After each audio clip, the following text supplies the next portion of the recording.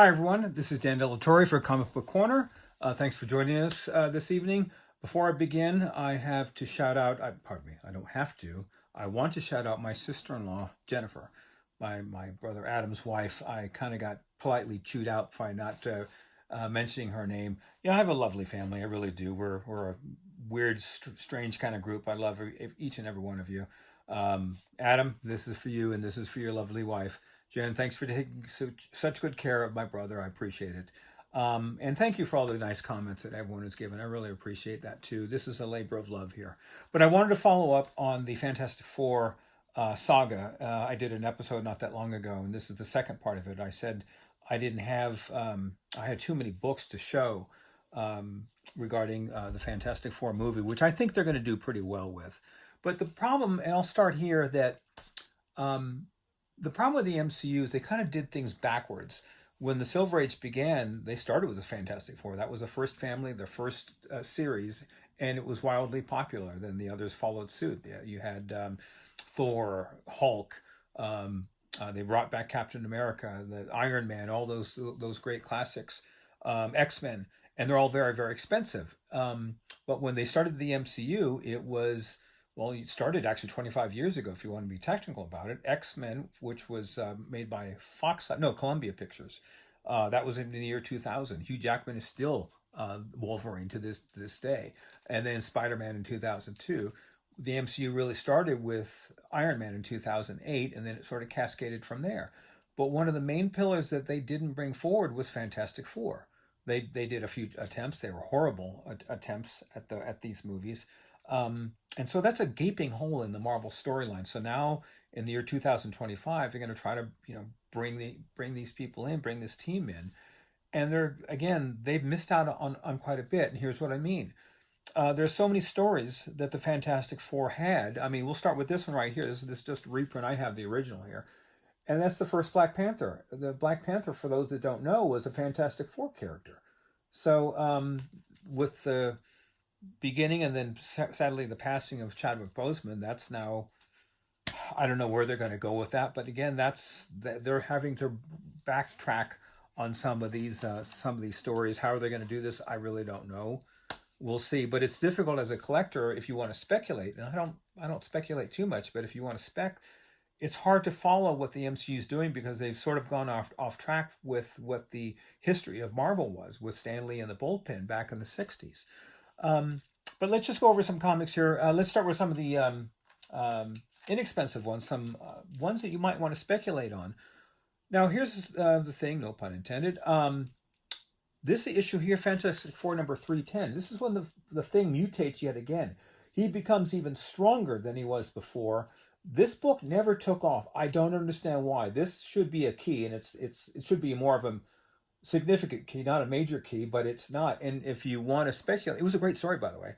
I believe this was a Steve Englehart story here. So again, he gains more strength, and you can get this for a very reasonable rate. So I'm just sort of going through these in no particular order, but I did bring some ones that I brought forward that you might want to keep an eye on. Here's another one. Speaking of that issue, that was issue 310. So here's issue 320. This is the one I couldn't remember last time. And this is a Thing versus Hulk battle, and I'd always loved Thing versus Hulk battles. This is the one and only time, spoiler alert, that the Thing actually beats the Hulk, because he's far stronger, and you can tell this is the Gray Hulk who's far weaker in this. And this, again, a Stephen Englehart story. You can see Doom in the background, a great story. Very inexpensive. These are very, very inexpensive specs, so I would get your hands on some of these, if anything, just to have them in your collection, because they're great stories. Another one that's very underrated, speaking of the Black Panther a little while ago, one you might want to find is Fantastic Four 119. This is the first and only time the Black Panther refers to himself as the Black Leopard. And I said in the last episode that Black Panther, that whole thing started before the radical group, the Black Panther organization, was started in Oakland back in the 60s. This followed this, by the way, and he mentions the political upheaval, I suppose was the right word, in the late 60s. Excuse me, after the Black Panther, became very prominent. So get your hands on one of these if you can find them. They're not. I don't think they're terribly expensive. Other ones down the road that you have that you might want to grab that are really underrated. This one here, Fantastic Four 26. I showed 25 the last episode, but this is when the Avengers join up with the Fantastic Four to try and tackle the Hulk here. Great, great story. Very hard to find in high grade. I grabbed this one not that long ago. It's a great story. If you can find these in white pages, you grab them. Don't even think about it. I think there's one for sale right now. I don't have the funds to get it right now. But this is an underrated key. Everyone looks at Fantastic Four 25 as the battle, but this is where it all finalizes here. This is a great, great Silver Age classic. Speaking of, let's go through my slabs right here. Again, with stories that are already out there through the MCU, whether it's Disney Plus or in the movies.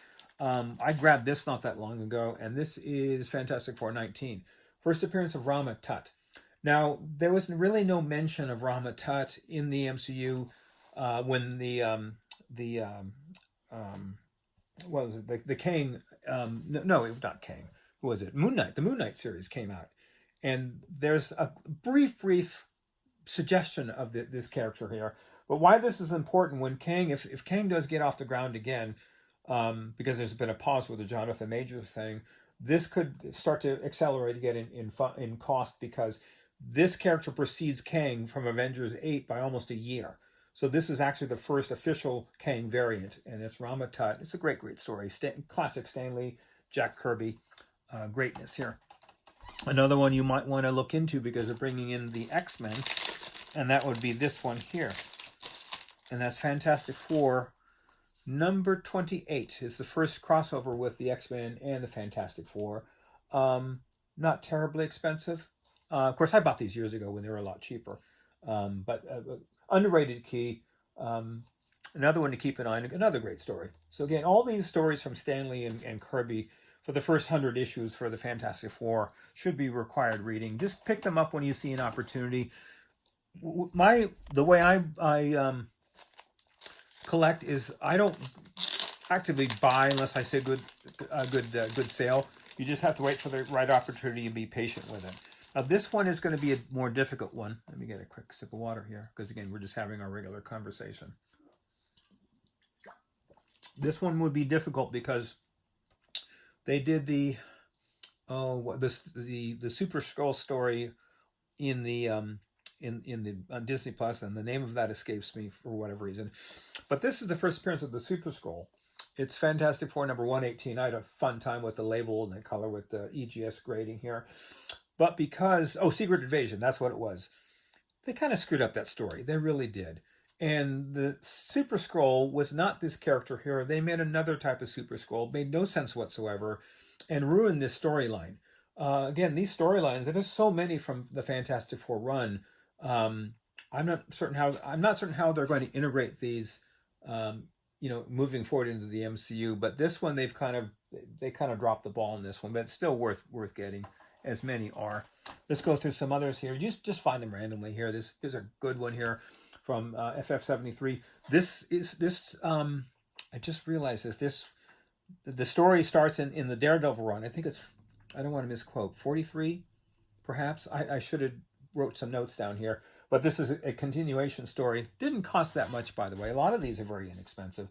With the Galactus storyline obviously coming down the road, if you find something like FF77, gorgeous Jack Kirby cover with the Galactus and the Fantastic Four, grab these when you can. Let's just go through a few more here. This is a fun one here. This is their profiling of late. How do you put this? Are they micromanaging these meetups? The first time you meet up with a character here, I've always loved Godzilla, and here he is, the first meetup with the Fantastic Four and Godzilla. Now that may seem like a strange mix, and it kind of is, but that's where we're going. So this won't. You could probably find this out in the wild. This won't cost you that much, and it's again just a fun story. Here's another fun cover here. I bought it for obvious reasons. This is strictly a cover by FF50, so that kind of stands on its own. So you can see why I would buy this. I was just taken by that cover. It's just fun, and I expect a lot of fun with the Fantastic Four. I think that they can go on, if they nail this, I think they can bounce off and go in different directions, and they may sort of in a backwards compatible fashion reconnect with some of these old storylines, because this is the best way to do it.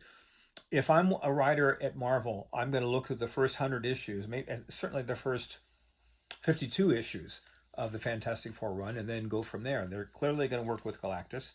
Another team that may resurface is the Inhumans. And before the Inhumans showed up, you had comics like this, the first appearance of Gorgon. So these are great classics here. You can't go wrong. You can't go wrong obtaining these. Again, look for the right deal, look for the condition, and you'll start to build your collection. I got this one not that long ago. This is going to be, at least they should bring this on board. When Doctor Doom steals the Silver Surfer's power, he challenges the Fantastic Four like no other, especially the Thing here. So I found this one here. Shout out to Comic Ozzy, who I bought this from. He finds really high grade stuff. He's on Whatnot, so he's a great source of comic collecting ability. So if you want to find some great deals, and he finds them, and again, some really pretty ones. And this is a really pretty one. This is going to be slabbed at some point. Let's go through a couple others, and then we'll wind this down. Did I bring? Oh, here's another one here. This is the beginnings. This is Fantastic Four number 75. And this, I believe, is the beginning of a subatomic world, where they shrink into the worlds within worlds here. And so it's been years since I've read this book. I forgot exactly how the storyline goes, but these are classics you might want to get your hands on. When they did the Ant-Man run, or the Ant-Man movie rather, they didn't really touch on this storyline like they should have. They could have went in several different directions. The writing was very poor. I don't think the writer for that particular movie did their history, did their homework, because they should have profiled on this, and they also should have profiled on the Incredible Hulk series, 140, 156, and issue 202. That was a subatomic world story. So again, I wish they had better people, better writers at the MCU, because you got to do your homework on this stuff. You have to have knowledge at least of my caliber, because I've been collecting for the better part of 50 years. And there's so many stories that they could go into. So I'll just rattle off these last ones here. FF125, great story. That this character is actually far stronger than the Thing. He's an alien, and I'll leave it at that. So for your enjoyment when you read it. What is this? FF89, another appearance of the Mole Man. Kind of a strange story. I did read this recently. And how Reed Richards deals with the Mole Man, I question that logic. But by the way, I said the first 100 issues. There was criticism for Stan Lee back in the day when he was overloaded with being the editor-in-chief of Marvel. He soon left and went to move on to different things so he could expand his company.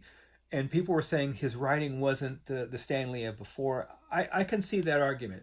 You could see maybe the stories were rushed, or he didn't really have his heart into it because he was, again, taking on too many things at once. But they still are worth getting, no question about it. Another one, FF68. You can see why I didn't want to profile all these. It would take an hour or so. This one I just got from Comic Ozzy, issue 106. These are all great stories, fun reads, and great art. And there was always this rivalry with the Submariner. Here he is in issue 102. So Submariner became a prominent hero and one of my favorite characters in the Defenders, my favorite team. And this is a minor key. I forget exactly who's in this one. Was it Agatha? Might be. Anyway, issue 103. Any one of these are great, guys. Just, again, be patient. Look for a deal when you can see them, and then make your move there. And only buy when you have the funds to do it. Right now, I don't have the funds to do it. So don't be ashamed. If you don't have money, you got to be realistic about it. Never overbuy. When I overbought, that I always got into trouble. So right now, I'm just enjoying my collection, waiting for some opportunity. When funds come into my comic piggy bank, then I'll make some moves, assuming the opportunity presents itself. Everyone, thank you for joining. I really appreciate it. Thank you for the kind words, the comments. Please like, comment, and subscribe, and we'll see you in the next episode.